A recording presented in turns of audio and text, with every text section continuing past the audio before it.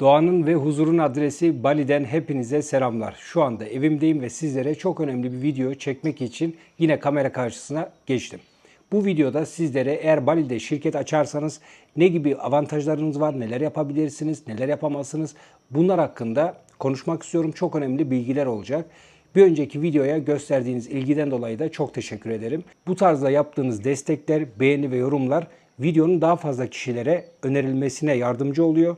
Ve aynı zamanda da tabii ki bizlere, içerik üretenlere de destek oluyor. Bunun için hepinize ayrı ayrı çok teşekkür ederim. Desteklerinizin de devamını bekliyorum. Beğeni ve yorum yaparak bana destek olabilirsiniz. Hemen konumuza dönüyoruz. Bali'de şirket açtığınız zaman burada neler yapabilirsiniz? Hangi avantajlara sahipsiniz? Hemen başlıyoruz. Bali Adası'nda şirket açtığınız zaman burada neler yapabilirsiniz? İlk olarak Bali'de şirketinizi kurmak için Bali'ye gelmek zorunda değilsiniz. Bunu uzaktan yapabiliyorsunuz. 1 ile 2 ay arasında şirketiniz hazır oluyor. Şirket hazır olduğu zaman ilk etapta zaten burada oturum alma hakkınız doğuyor. 2 yıl oturum veriyorlar ilk etapta. Burayı iyi dinleyin ve sardırmadan izleyin ki tam olarak anlamanız için. 2 yıl oturum veriyor ve daha sonra tekrar 2 yıl uzatabiliyorsunuz. Daha sonra 5 yıl uzatabiliyorsunuz. Ondan sonra da süresiz. Yani kitap dedikleri ve daha sonra da süresiz oturum hakkı. Süresiz oturum hakkı aldığınızda burada Endonezya vatandaşlığına da geçebiliyorsunuz. Ama şöyle bir sıkıntı var. Endonezya çifte pasaportu kabul etmiyor. Yani tek Türk pasaportundan çıkarsan, vatandaşlığından çıkarsan burada Endonezya vatandaşlığına girebiliyorsun. Veya Türk pasaportuyla süresiz oturma izniyle kalabilirsin. Şimdi oturumla ilgili size söyledim. 2 yıl, tekrar 2 yıl, sonra 5 yıl, ondan sonra süresiz. Bu şekilde şirket açtığınız zaman siz tamamen kendi adınıza şirketi açabiliyorsunuz. Herhangi bir Endonezyalı olmak zorunda değil. Peki şirket açarken neler gerekli? Ve tabii ki kiminle beraber açabilirsiniz? Bir, şirket sahibi gerekli. Bir de müdür göstermeniz gerekiyor. Bu müdür eşiniz, dostunuz olabilir veya arkadaşınız olabilir. Yani akraba olmak zorunda değil. Şimdi siz eğer şirketi kurduğunuz zaman ve çocuğunuz varsa çocuklar yani 16 yaşından küçük çocuklar şirkete kayıt olmuyor. Ailenin oturumu varsa çocuklar da birlikte aileyle oturum alabiliyor. Hiçbir sıkıntı yok ama onlar şirkete kayıt olmuyor. Eğer çocuk 5 yaşında 10 yaşındaysa şirketin içerisinde olmuyor ama sizden dolayı da oturum alabiliyor. Bir başka konu bu da çok merak ediliyor. Şirkete birkaç tane faaliyet alanı eklenebilir mi, eklenemez mi? Evet, ekleyebiliyorsunuz. Bir tek şirket açarak birçok faaliyet alanında içerisine koyabiliyorsunuz. Bu isterseniz restoran olur, bar olur veya turla ilgili olur, emlakla ilgili olur. Birçok şeyi içerisine koyabiliyorsunuz ve daha sonra da şirketi açtığınız zaman başka bir şey aklınıza geldiği takdirde ileride bunu yine şirkete ekletme yapabiliyorsunuz veya şirketinizde hazır olan bir faaliyeti çıkarttırabiliyorsunuz. Yani bunların hepsi mümkün. Bunlar hiçbir şekilde uğraştırmıyor. Yaklaşık 10 gün içerisinde acentalar sizin için hallediyor. Hatta ofise bile gitmenize gerek yok. Sadece WhatsApp'tan bildirdiğiniz takdirde onlar hemen işlemi alıp 10 gün içerisinde tabii ki bitiriyorlar. Peki yabancılar burada hangi alanlarda faaliyet gösterebiliyor? Hangi alanlarda izin var? Hemen hemen her şeye izin var. Evet, burada emlakta yapabiliyorsunuz. Hatta sağlık sektörü.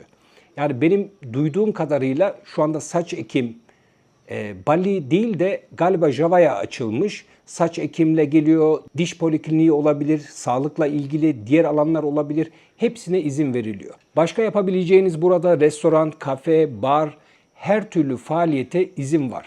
Sadece genellemeyi kabul etmiyor. Mesela bazıları diyor ki ben şirket açıyor mesela benden. Diyor ki işte turizm yaz. Turizmi kabul etmiyor. Diyor ki yani bu genelleme. Yani turizmde ne yapacak? Birebir söylemen gerekiyor ne yapmak istediğini. Bu çok önemli. Genellemeleri kabul etmiyorlar. Mesela turizm yazdıramazsın ama turizm içerisinde ne yapmak istediğini yazdırabilirsin. Mesela bir şey ithal edeceksin. Bunu da oluyor ama birebir ürünü söylemen gerekiyor. Onlar Jakarta'dan izin alıyor. Daha sonra evet bu ürünü getirebilirsin veya gönderebilirsin izni geliyor. Daha sonra bunu yapabiliyorsun. Bunların hiçbirinde sıkıntı yok. Tabii ki bunların da kendine göre prosedürleri var. Bunları yaptığınız sürece hiçbir sıkıntı yaşamazsınız. Şirketiniz hazır olduğu zaman burada bankada hesap açabiliyorsunuz. Hem şirketin üzerine açabiliyorsunuz hem de kendi adınıza da burada banka hesabınız oluyor. Kendi adınıza açtığınız bankaya para yatırmanıza gerek yok. Ama şirkete açtığınız hesap, oraya 2000 dolar yatırıyorsunuz. Ertesi gün çekebiliyorsunuz. Orada durmak zorunda falan değil ama 2000 dolar yatırılması gerekiyor. Bilginiz olsun. Evet, banka hesabı da burada hem şahsi hem de şirket üzerine açılabiliyor. Bunu da size aktardım. Bir başka bir şey, o da burada ehliyet alabiliyorsunuz. Şimdi diyeceksiniz ki benim Türkiye'den ehliyetim var, orada kullanamam mı? Hayır, kullanamıyorsunuz. Burada geçerli değil. Ama eğer oturumunuz varsa buradan ehliyet çıkarabiliyorsunuz. Şimdi Denpazarı bölgesinde nasıl, sistem nasıl bilmiyorum. Benim yaşadığım Singaraca bölgesinde, yani yukarıda yaşadığım yeri, burada çok basitti. Eğer yapamazsanız, buradaysanız, yapamadıysanız bana ulaşabilirsiniz. Yardımcı olmaya çalışırım. Çünkü Singaraca'da gayet kolay bir şekilde buradan ben aldım. Burada 2 tane ehliyet veriyorlar, tek değil. Motor için ayrı ehliyet veriyorlar. Ve tabii araç kullanmak için de ayrı bir ehliyet. Yani 2 tane ehliyet veriyorlar. Ben ikisini de buradan aldım. Türk ehliyetlerimiz bizim Bali'de geçerli değil. Bilginiz olsun, sadece Bali değil, Tayland'da da geçerli değil. Kesinlikle eminim geçerli değil. Dediğim üzere eğer burada yaşamaya karar verdiyseniz ehliyetinizi de çıkarma hakkınız var. Kurduğunuz şirket bugünkü şartlar neyse siz o şartlardan devam ediyorsunuz. Sizin açtığınız dönemdeki şartlar neyse siz o şartlardan devam ediyorsunuz. Yeni zorlaşmalar geldiği takdirde bu sizi etkilemiyor. Bilginiz olsun. Bu arada şirket konusunda da yeni değişiklikler var. Tabii ki bazı zamlar var. Gizli zamlar var benim gördüğüm. Tabii ki bunlar daha da fazla zorlaşacak. Bunu birçok kez videolarda zaten söyledik. Çünkü çok talep oldu. Birçok milletten, sadece Türkler değil, birçok milletten buraya insanlar geldi, şirketini açtı, açmaya devam ediyor, iş kuruyor. Buna bir yavaş yavaş bir el atacaklar. Bali'de oturum aldıktan sonra diyelim ki burada gezilecek yerlerde tapınaklar var. Tapınaklara gittiğiniz zaman turist diyelim ki 7 dolar ödüyor ve yerli 2 dolar ödüyor. Siz de 2 dolar ödüyorsunuz. Bunu unutmayın. Ben bunu bilmiyordum. 1 yıl boyunca bilmiyordum. Daha sonradan öğrendim ben. Ben size şimdi baştan söylüyorum. Eğer burada oturum, yani kitasınız varsa, herhangi bir yere gezmeye gittiğiniz takdirde orada yerli kaç para ödüyorsa girişte sen de o ödemeyi yapıyorsun. Turistle aynı parayı ödemiyorsun. Çünkü sen burada tamamen yerli muamelesi görüyorsun. Turist değilsin. O yüzden oturum olduğu zaman bütün gezilecek, görülecek yerlere lokal fiyatlarla giriyorsun. Bunun da bilgisini vermiş olalım. Açtığınız şirketi ileride satabilirsiniz, devredebilirsiniz. İstediğiniz rakama. O size kalmış. Diyelim ki siz bir şirket açtınız, bunu 2 yıl işlettiniz ve artık Bali'de iş yapmayı düşünmüyorsunuz. Bu şirket ne olacak? Kapatmanıza hiç gerek yok. Bali ile ilgilenen biri varsa o kişiye satabilirsiniz, devredebilirsiniz. Böyle bir hakkınız var, bilginiz olsun. Peki başka hangi haklara sahipsiniz? Bunu birçok videolarda söyledik, tekrarlamakta fayda var. Bali'de ev alabiliyorsunuz. Bu hem kiralama, yani leasehold, 20 yıl veya 30 yıl kiralamaya girebilirsiniz. Bu isterseniz ev alımında veya dükkanda veya herhangi başka bir şeyde yapabiliyorsunuz. Aynı zamanda burada freehold, yani süresiz ev sahibi olabiliyorsunuz. Freehold aldığınız bir mülk sizin oluyor ve kesinlikle miras bırakabiliyorsunuz. Aynı zamanda da bunu ileride istediğiniz gibi satabiliyorsunuz, devredebiliyorsunuz. Bu şekilde haklarınız da oluyor. Yani Bali'de hem leasehold hem de freehold ev, arsa alabilirsiniz, işletme alabilirsiniz, yapabilirsiniz. Bunların hepsi 2 seçenek var. Uzun vadeli kiralama veya tamamen satın alma, yani freehold. Bir şey daha var. Bu da çok merak ediliyor ve soruluyor. Bunun hakkında da kısa bilgi vereyim. Şimdi burada sizin oturumunuz olduğu zaman, şirketinizde olduğu zaman siz burada iş adamı konumundasınız. Ve buraya yerleştiğiniz zaman buradan başka ülkelere vize alabilirsiniz. Mesela Amerikan vizesi, Çin vizesi, Avrupa vizesi. Bunun için benim Türkiye'ye gelmek zorunluluğum yok. Ben burada Jakarta'da, burada bütün konsolosluklar Jakarta'da. Buradan uçakla 1 saat Jakarta'ya gidersin. Hangi ülkeye vize başvurusunda bulunmak istiyorsan orada, hatta acentalar var. Sizin için her şeyi hallediyorlar. Avrupa vizesi, Amerika vizesi, Avustralya vizesi, Çin vizesi, bunların hepsini Endonezya'dan halledebiliyorsunuz. Ve tabii ki sizin burada şirketiniz gözüktüğü için, oturumunuz gözüktüğü için iş adamı konumunda olduğunuz için vizeyi daha kolay alma şansınız var. Bu bir gerçek. Yani şimdi baktığınız zaman sizin Türkiye'de normal bir yerde çalışıyor gibi gözükmek var. Bir de burada iş adamı konumuyla sizin gözükmeniz var ve buradan başvuru yapmanız var. Daha kolay olduğunu söyleyebilirim. Peki Bali'de kurduğunuz bir şirket sadece Bali'de mi geçerli yoksa Endonezya genelinde geçerli mi? Evet, bu Endonezya genelinde geçerli. Sadece Bali'de değil. Tek yapmanız gereken, diyelim ki siz Bali'de şirketinizi açtınız ama siz Jakarta'da bir iş yapmak istiyorsunuz. Tek yapmanız gereken adresi Jakarta'ya taşımak. Bu da yaklaşık 2 hafta sürüyor. Yine hiçbir şey yapmıyorsunuz. Acentaya bilgi veriyorsunuz. Acenta sizin adresinizi Jakarta'ya taşıyor, işlemleri bitiriyor. Orada faaliyete devam edebiliyorsunuz. Yani burada açtığınız bir şirket Endonezya genelinde geçerli. Şirketinizi açtığınız zaman diyelim ki siz 3 kişisiniz. Karı, koca ve çocuğunuz var. 3 kişi siz oturum aldınız. Bir şirket adına siz 8 kişiye oturum alabiliyorsunuz. Yani siz eğer 3 kişiyseniz bu 3 kişiye oturum aldıysanız hala 5 kişiye oturum alabiliyorsunuz. Evet, doğru duydunuz. Kendi şirketinize kaydederek 8 kişiye kadar oturum alabiliyorsunuz kendinizle birlikte. Yani siz eğer 2 kişiyseniz demek ki 6 kişiye daha oturum alabiliyorsunuz. Bu ister personel olur, ister arkadaşınız olur, dostunuz olur, ailenizden birileri olur. Hiç fark etmiyor. İlla aileden de olmak zorunda değil. 8 kişiye kadar oturum alabiliyorsunuz. Aynı zamanda da burada araç alabilirsiniz, motor alabilirsiniz. Bunları aynı şekilde de satabiliyorsunuz, devredebiliyorsunuz. Bu konularda da hiçbir sıkıntı yok. Şirketiniz açıldığı zaman dikkat etmeniz gereken 2 şey var. Birincisi 3 ayda bir burada muhasebe gideri var. Yani bu muhasebe devlete bildiri oluyor. Bunu kesinlikle yapmanız gerekiyor. Bunu yaptığınız sürece hiçbir sıkıntıyla karşılaşmazsınız. Ama yapmazsanız, eğer ilgilenmezseniz illaki cezalar olabilir, sıkıntılar olabilir. Çok basit. Her 3 ayda bir devlete bildiri yapılıyor. Bunu kendiniz de yapabilirsiniz veya acentaya verirseniz onlar da sizin için bunu yapabiliyor.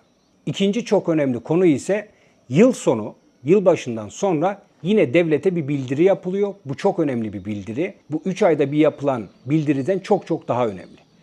Onu da yaptığınız sürece sizin burada hiçbir sıkıntıyla karşılaşmanız mümkün değil. Çok açık ve net. 3 ayda bir devlete bildiri ve yıl sonunda tekrardan devlete bildiri. Şirketin durumu, çalışıyor mu, aktif mi, değil mi? Bunlar hakkında da böyle bir bildiri var. Bunu da yaptığınız sürece hiçbir sıkıntı yaşamazsınız. Burada ev alırken, arsa alırken, motor veya araç alırken hepsi noter üzerinden ve legal bir şekilde ilerliyor. Biz yabancılar olduğumuz için prosedür değişmiyor. Burada yerli biri nasıl alıyorsa biz de aynı o şekilde alabiliyoruz. Hiçbir değişiklik yok. Yani bu konuda çok güvenilir. Başka çok önemli bir konu, oturum aldığınızda burada kalmak zorunda değilsiniz. Bazı ülkeler vardır, oturum veriyor ama diyor ki mesela 2 yıl oturum veriyor, en az diyor 1 yıl diyor burada kalmak zorundasın diyor. Böyle zorunluluklar var ama Bali'de bu kesinlikle yok. Oturumu aldığın andan itibaren istediğin gibi farklı ülkelere giriş çıkış yapabilirsin. Burada kalabilirsin veya kalmayabilirsin. Bu konuda hiçbir şekilde bir zorunluluk yok. Şirketiniz hemen aktif olmak zorunda değil.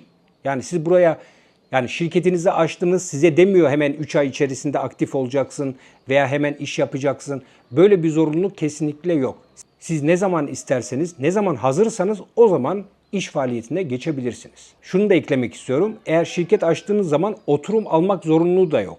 Mesela diyelim ki siz şirket açtınız. Sadece burada yatırım düşünüyorsunuz ama burada şimdilik yaşamayı düşünmüyorsunuz. İleride yaşamayı düşünüyorsunuz. Oturum almak zorunda değilsin. Zaten buraya geldiğinde kapıda 30 gün vize veriyor. Artı 30 günde uzatma şansın var. Yani senin 60 gün burada vaktin var. Eğer sen gelip bu 60 gün içerisinde oturum almadan burada yatırımını yapabilirsin ve daha sonra da gidebilirsin. Yani oturum alma zorunluluğu yok. Şirketi uzaktan yönetebilirsin diyor. Veya yatırım yapabilirsin diyor. Diyelim ki sen geldin burada bir ev aldın, satın aldın. Bir tane de arsa aldın. İşte oraları işletiyorsun veya bir işletme aldın, personel koydun. Senin burada olma zorunluluğun yok. Sen uzaktan da bunları yönetebiliyorsun, işletebiliyorsun. Yani şu andaki pozisyonda şimdiye kadar devlet bize bir zorluk değil de daha fazla kolaylık gösterdiğini çok açık ve net bu anlattıklarımdan anlıyorsunuzdur. Yani buraya yatırımcı gelsin diye aslında ellerinden geleni yapmışlar. Bütün haklara sahibiz ve burada her şeyi yapabiliyoruz. Tabii bu saatten sonra nasıl olur? İş nereye gider? Çok zorlaşacak mı bu şirket kurulumu? Veya hangi şartlar gelecek? Nasıl olacak? Bunların hepsi tabii bir soru işareti. Sırayla bunların çok ama çok zorlaşacağını ve çok pahalı olacağını bunu hepimiz artık biliyoruz. Çünkü talep çok, artık bu talepten dolayı da devlet bunu çok daha farklı yerlere taşıyacak.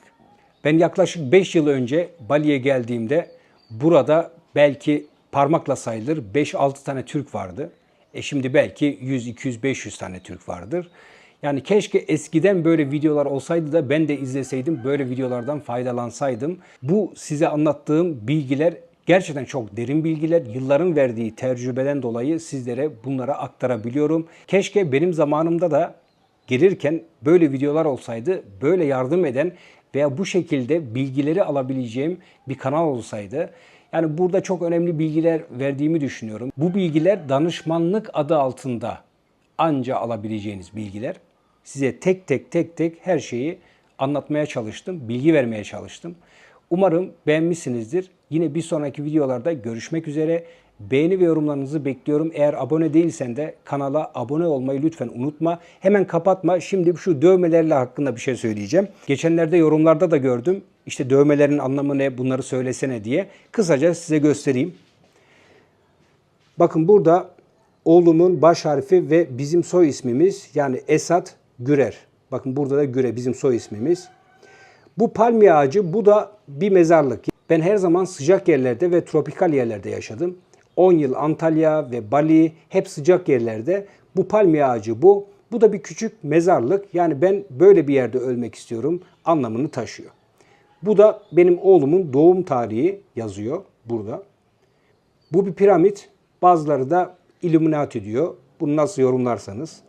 Bu gözü de istediğiniz gibi yorumlayabilirsiniz. Hoşuma gittiği için yaptırdım. Bunun hiçbir anlamı yok. Bu da tabii ki Türk bayrağımızın ay yıldızı yaptırdım. Türk olmaktan her zaman gurur duyuyorum.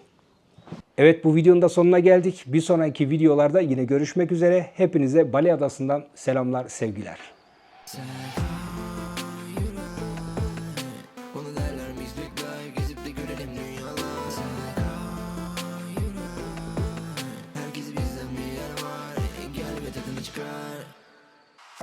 Yıllar beni yollara koydu, ben tamamladım, durdum gel. Yok bize hiç engel. Yol arkadaşım olsan ki zaten böyle güzel her şey.